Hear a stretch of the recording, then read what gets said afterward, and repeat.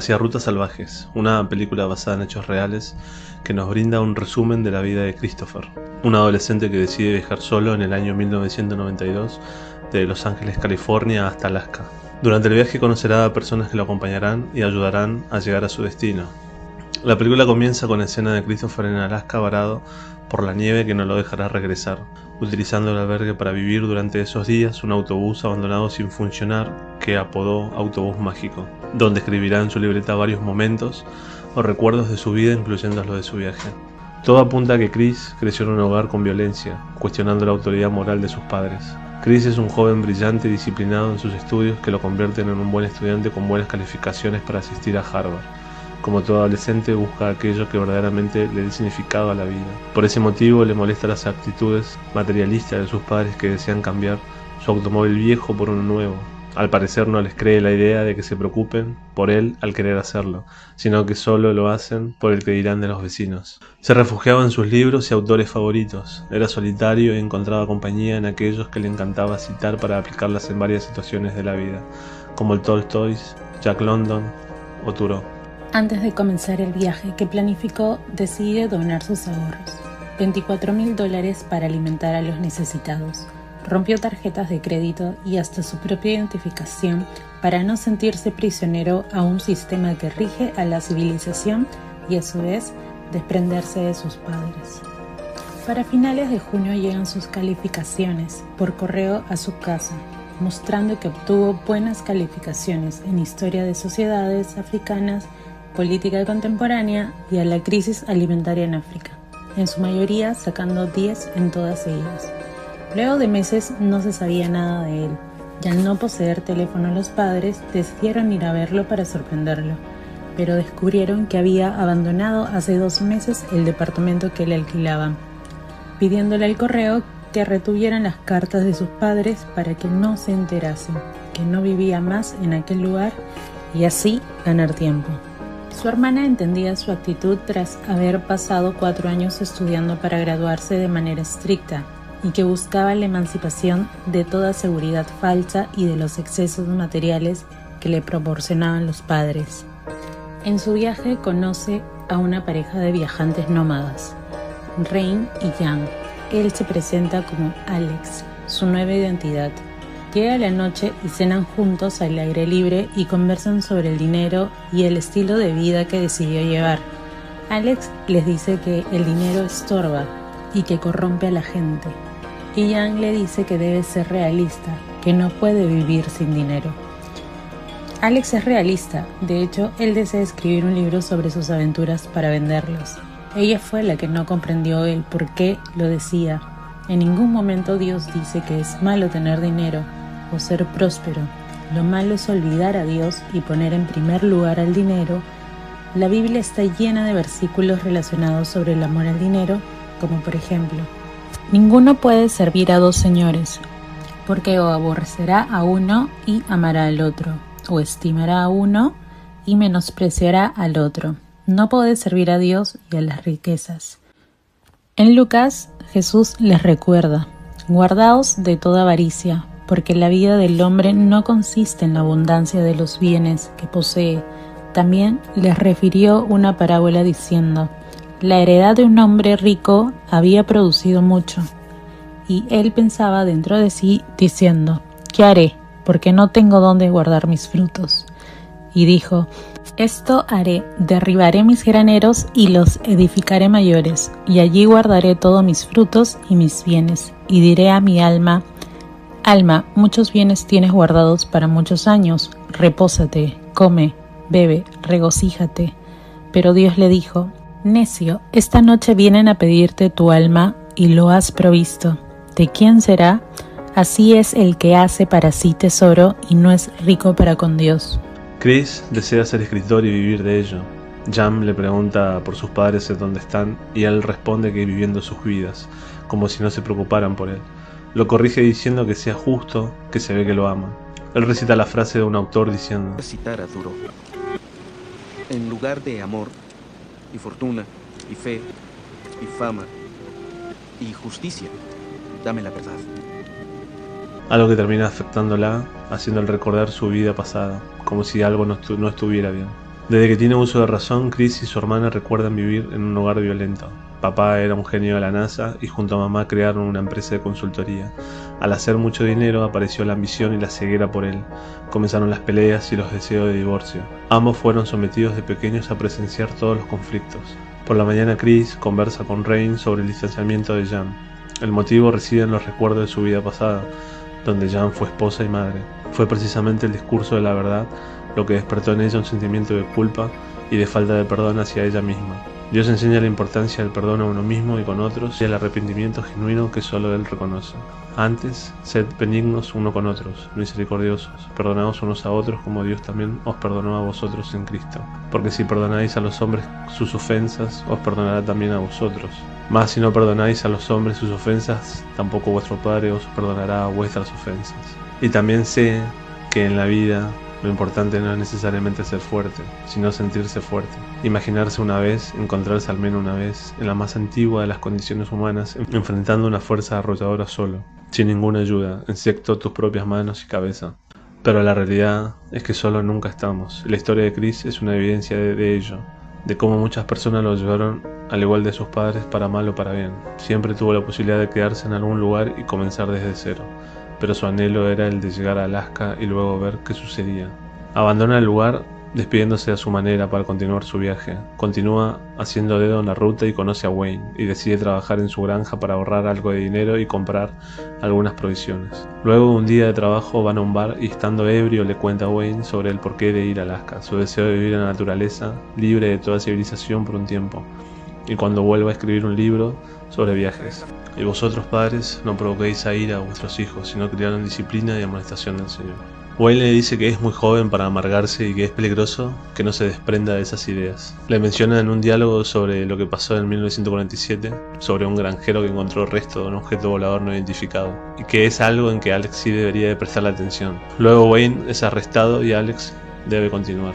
La hermana recuerda que cuando terminó la preparatoria se fue todo un verano de viaje con su vehículo recién comprado. Ya estaba desarrollando el patrón de viajar por lapsos de tiempos largos. Había contactado a unos familiares en California y fue en ese momento que se enteró de la historia que le habían contado sus padres sobre su unión, en que era toda una mentira.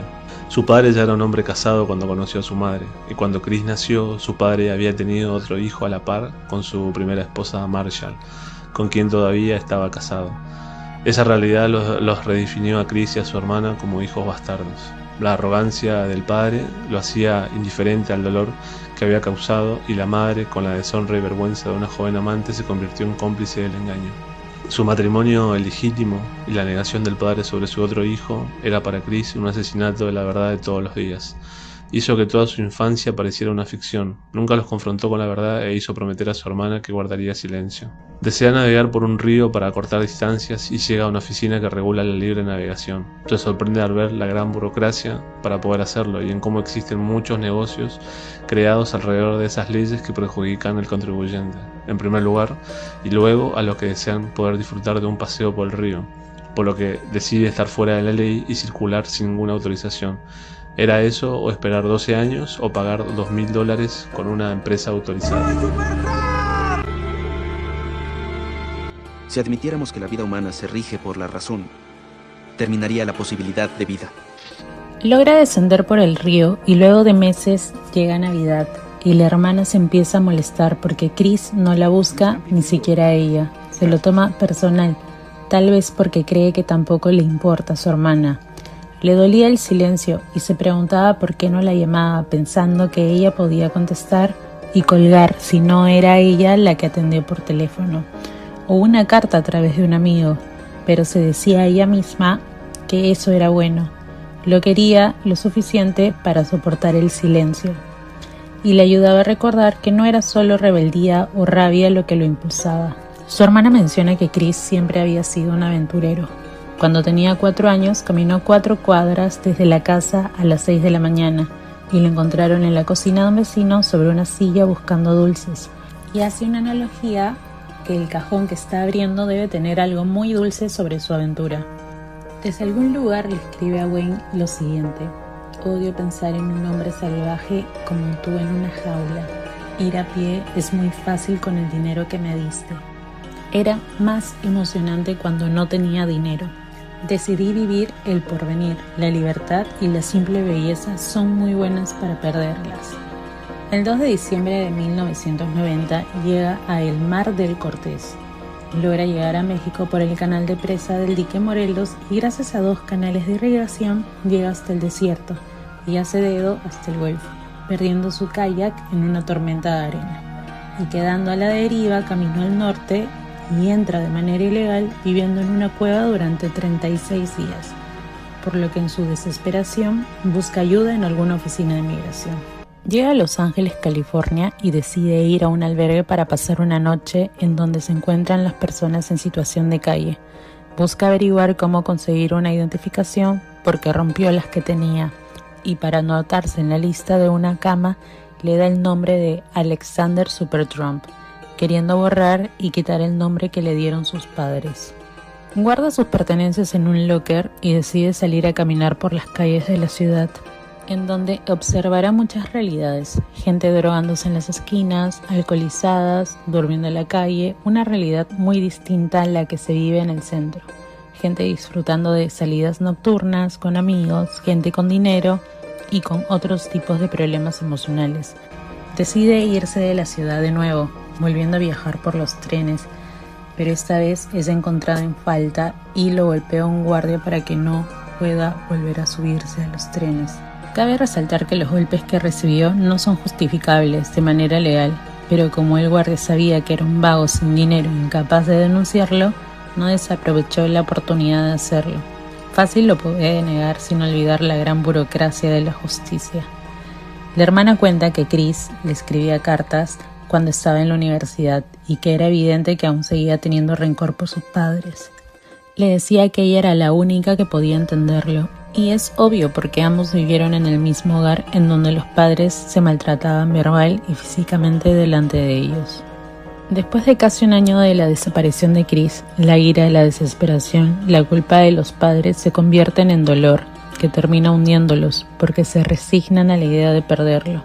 Y la hermana observa cómo cambiaron diciendo que estos no son los padres con los que Chris creció, como si la situación los hubiera hecho madurar emocionalmente desde la reflexión a una posible pérdida, respaldando la manera en la que Chris se expresa y confiando en el proceso. La película muestra a un Chris incapaz de dialogar sobre sus padres con los demás. Algunos se dieron cuenta de lo que le sucedía, pero cuando lo confrontan, él evadía para no revelar ese pasado.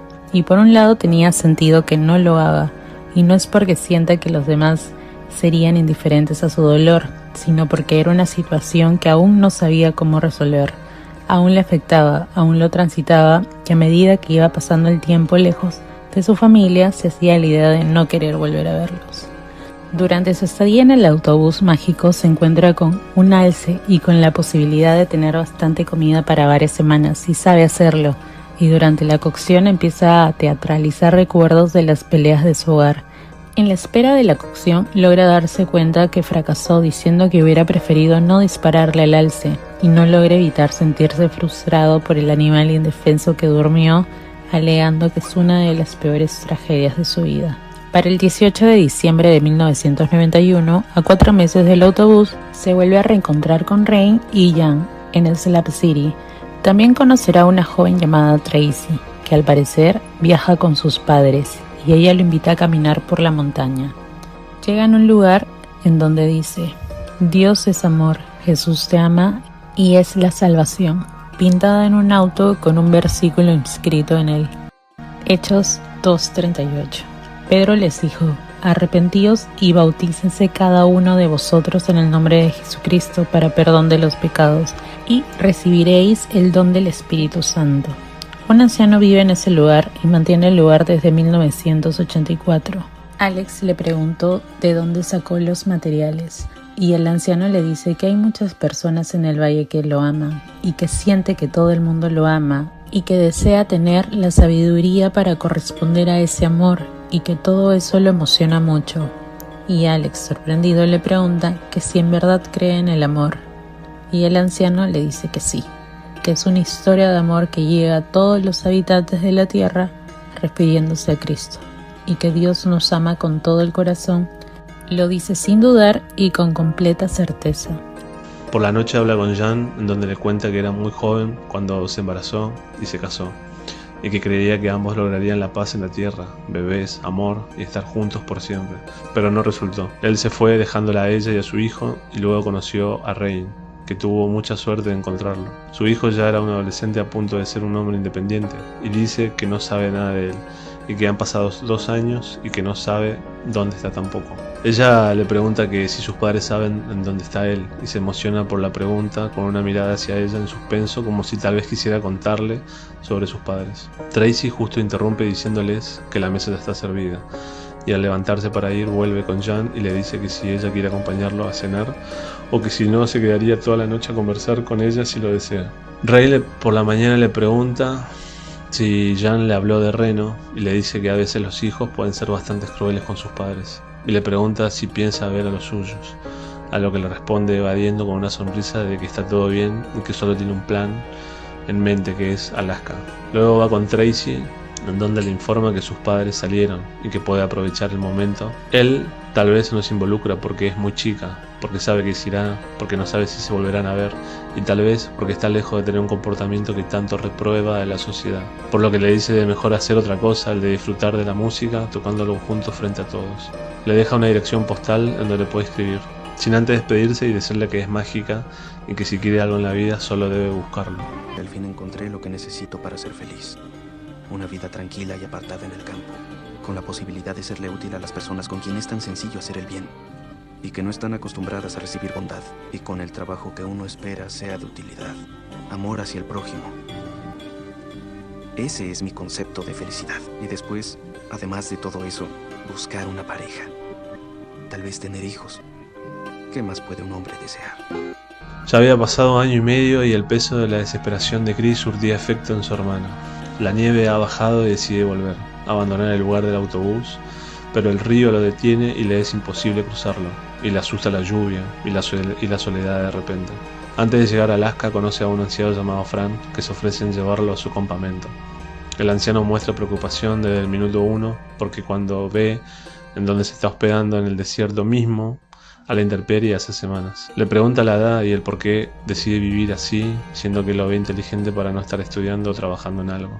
A lo que Chris le responde que no tiene apuro, y que no es ningún inválido, que cursó su primer año de universidad y que vive así por elección. Luego le pregunta por su familia, a lo que responde que ya no tiene familia. Luego lo lleva a su casa y le cuenta su historia, que es un militar jubilado que perdió a su esposa e hijo en un accidente. Un hombre los atropelló a ambos, y que lo último que quería en la vida era beber whisky, pero se volvió un alcohólico para silenciar el dolor a la pérdida. Pero luego de un tiempo se dio cuenta y decidió dejarlo.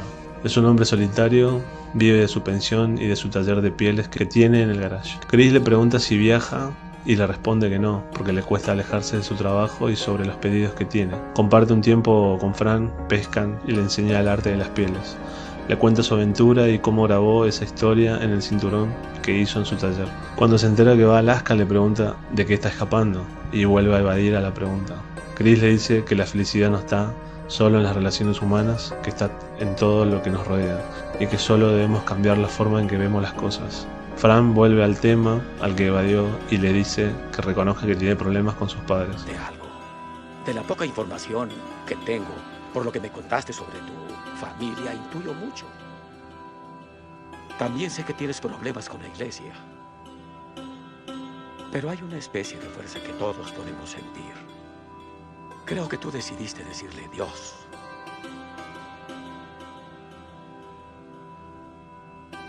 Pero cuando perdonas, amas. Y cuando amas, te llenas de la luz de Dios. Pasan los días en el autobús mágico, varado sin poder avanzar y cruzar el río. Empieza a quedarse sin alimentos y a tener hambre porque no encuentra animales para cazar. Y en la desesperación busca alimentarse de la vegetación que lo rodea, pero sin tener experiencia alguna. Con la ayuda de un libro busca entre la maleza y termina cometiendo el grave error que es ingerir plantas venenosas. Pasado el tiempo empieza a presentar todos los síntomas: parálisis, inhibición de la digestión y náuseas, llevando a la inanición y a la muerte de no tratarse. El 22 de marzo de 1992 será el último día que verá a Fran, Se ofrece llevarlo 100 kilómetros para que salga del desierto, para que tome un tren o lo que fuera, y le regala algunas cosas que lo podrá ayudar en Alaska. Antes de despedirse, Fran de Chris le ofrece la idea de adoptarlo, porque cuando muera no va a quedar nadie y no tiene quien herede sus posesiones. Chris le dice que mejor lo hablemos cuando vuelva a Alaska, le agradece por todo y se despide. La película termina haciendo un resumen de todas las personas a las que Chris conoció durante el camino, todos viviendo sus vidas sin saber la tragedia que padece Chris, el de morir solo, lejos de las personas que supieron conocerlo y ayudarlo. La felicidad solo es verdadera cuando es compartida, escribe antes de morir, en uno de sus libros favoritos, resaltando el verdadero significado de vivir y el de aprender a compartir. Y hace un cartel de despedida en el que escribe: tuve una vida feliz y le agradezco al Señor, a Dios, y que Dios los bendiga a todos. Y al final su nombre completo, en señal de haber hecho las paces y perdonado a sus padres, llamando a cada cosa por su nombre, el nombre que le pusieron sus padres y el apellido que heredó. De seguro Chris pudo haber resuelto con el tiempo los problemas emocionales que padecía. Era alguien muy inteligente y osado para la edad que tenía. Nunca buscó terminar en aquella tragedia. Le gustaba la aventura de niño y su idea era volver a escribir un libro luego de Alaska. Y era algo que seguro le iba a ayudar más aún para afrontar sus dilemas. Su forma de quitar todo enojo con sus padres fue desconectarse de su mundo, yendo a la naturaleza para encontrar un poco de alivio o paz. Fue su manera de hacerlo. Creo que en algún momento de la vida todos pasamos por eso, pero mucho más lo sufren las personas que crecen en un hogar disfuncional, donde no existe el concepto de hogar y de familia, porque el hogar es significado de un refugio libre de toda inseguridad. Gracias por acompañarnos en este análisis. Nos encantaría saber qué opinas y qué momentos de la película te marcaron más. Déjanos tu comentario, no olvides suscribirte y activar la campanita. Nos vemos en el próximo video.